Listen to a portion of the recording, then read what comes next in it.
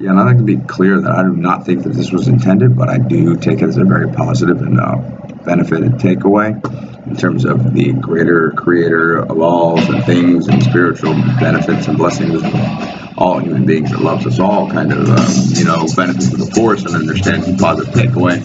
I mean, these horrific assaults after, by about the, I think it was, I think it might have been after, I think it might have been like January 6th or 7th,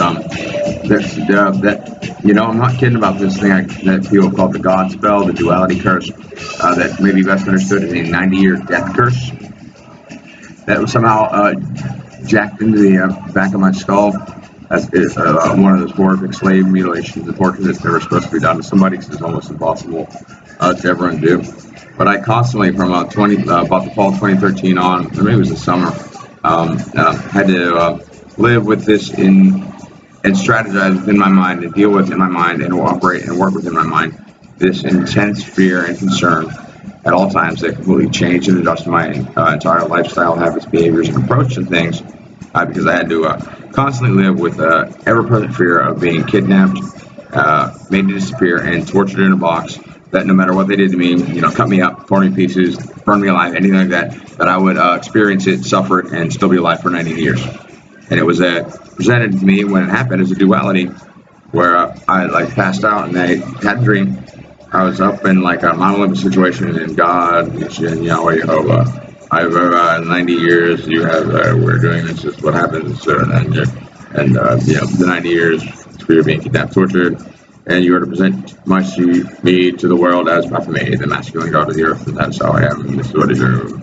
It's fucking terrible, and fucked up, and shitty, and I fucking hate it. But I couldn't get rid of it, and that's gone. So I'm sure they did not intend that. I'm sure they had no idea they could do that, and I'm sure they had no idea what was happening. And, that's part of the, fucking shit ass spirituality I had to fucking live with and deal with as a result. It's fucking shitty, hateful, and I would stop that from being done to anybody, man. That really fucks up your whole fucking life, existence, and way of being. So, just putting that out there. I really did have somebody, and it may have been a rogue CIA or somebody with that level of, hidden intelligence. After what I had done at Wicker Man and made all this posts about, Timothy Leary and the medical marijuana movement being actually regenerative and curative and a great way to, fix our society, make it more effective, cheaper, and easier to, as well as stronger, smarter, and more resilient. Because I do think those things can, I think we can all be perfectly athletic, happy, and extremely fit and intelligent human beings and individuals within, and there are certain variations within our DNAs where we may not look like mutants, but I mean, compared to what people are used to seeing now, I'm sure we probably would look like mutants. Especially after 10 years and 15 years of slave torture and racism being considered normal. But after that, that's when I got that hit in my head, and I think I may knock that out. So that got out of my life. I don't worry about heaven, hell. I can go back to the reality, things that I knew before Wicker Man and shortly thereafter, and that really was a motivational and spiritual uplifting and sort of fearlessness that I've learned to love and be and find to be successful in. What I call the live every day with the knowledge, not in a paranoid sense, but with just a say fuck it kind of way of, with what's going on in the earth and the way the earth sees us and the reality of death. Think of like 1,000 Ways to Die you may have heard of, but actually proved real. There were those books, and we had those books, and that was kind of some of the stuff that we looked into, and it was really you actually, spontaneous combustion does happen.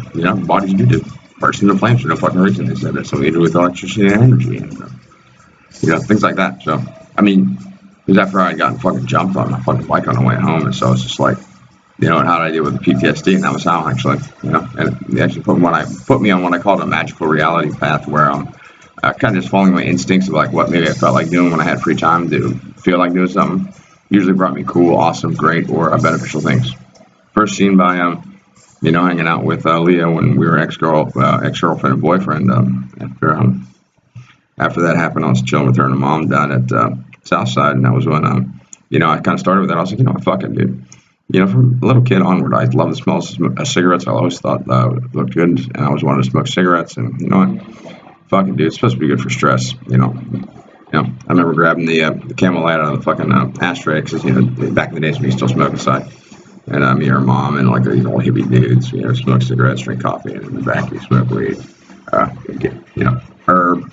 I think we get back to herb. Doty. Come on, don't. Doty. Shit. Troll was even stupid. Herb, dude. Just a fucking herb. That's the way I like it. But, it's slanging to me, man. I'm a fucking old man. What I'm saying, it's grass. But anyways, I still like weed too. But anyways, but yeah, I just grabbed it and said, fucking man, I'll smoke it. Yeah, I smoke a cigarette. Yeah, fine. And I smoked a cigarette, and mainly we're talking da da da, her and I actually, the reason we were kind of in love with each other as we were is that we naturally just in talking to each other inspired each other and taught each other things about each other and about what we want to learn about without even knowing we were doing it.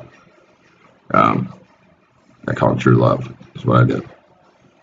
And so we're like, hey, let's go walk down the guitar shop. We're gonna walk down the guitar shop. That's what we feel like doing. Have a good day. Now we smoked a bowl with mom and shit. Crazy old aggressive, fucking sarcastic, fucking snippy like Chicago or New York style type of person. Cynthia, beautiful personality, and I kind of worried she had too much control over her daughter. Then I might have never fucked up our relationship, but who knows? Her life, her situation. She was a runaway. In the 60s, who apparently burned all their hair off at one point in an acid trip and kept their hair short like this ever since this woman wore these berets. And oh my gosh, just an amazing, incredible, entertaining individual. But we walked down to the guitar shop and, mainly not together at the time, but, we had dated for like 2 months, but it was just, once we got our way and kind of she had rolled out of like a 4-year relationship that was abusive at the end that I helped with. And she came back to me later, but anyways. We were just like walking down. It was I was always friends with my ex-girlfriends in most cases scenario. Because that's the cool thing about not being controlling. And you read about the things in society, and it's not made for life. It's made as needed for as long as needed for as long as needed for as long as needed. And if the kid's gonna wander off and die in the fucking woods, well, that's his path and that's his stupid ass instinct. Then that means he, would not have been good for him to continue living. There's also another perspective, and there's also the community raising thing. Also, what I benefited from as a child, having a completely, a dad who didn't seem interested in me and actually would laugh at me if I asked for help if I was being tortured by people. And so I actually, look for different mentor figures throughout, man of many fathers kind of scenario. So I just, instead of having one ideal or a hero, I was learning from a bunch of different people, and I thought community raising is a good thing. In general, very big family, community raising, fucking tied to one person. Maybe you stay in one place or maybe you don't.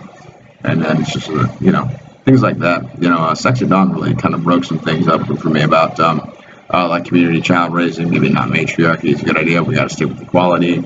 And then after the sorority girl thing in Pittsburgh, Rooney Punk, I was like, no, equality, not fucking, it's one of my big love is not control things, man.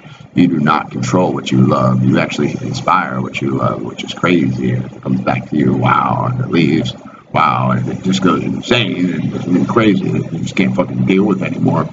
You say, moment in life, gone. That's what happened to me, but she didn't.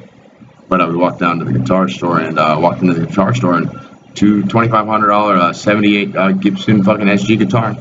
Somebody had changed around the pickups, done some little modifications, so the finish was a little fucked up. $700. And for those of you that don't know, as I did then, before 1980 Gibson, those are the fucking real ones, those are the fucking good ones, those are the fucking amazing ones. Because in 1980, their fucking ash tree farm that they made all the guitars out of, caught fire and burned down and hadn't been the same since. And I was like, holy shit, and I really wish I hadn't sold that, but fuck, man, happens. And we'll see what got stolen anyways and shit, so fuck it.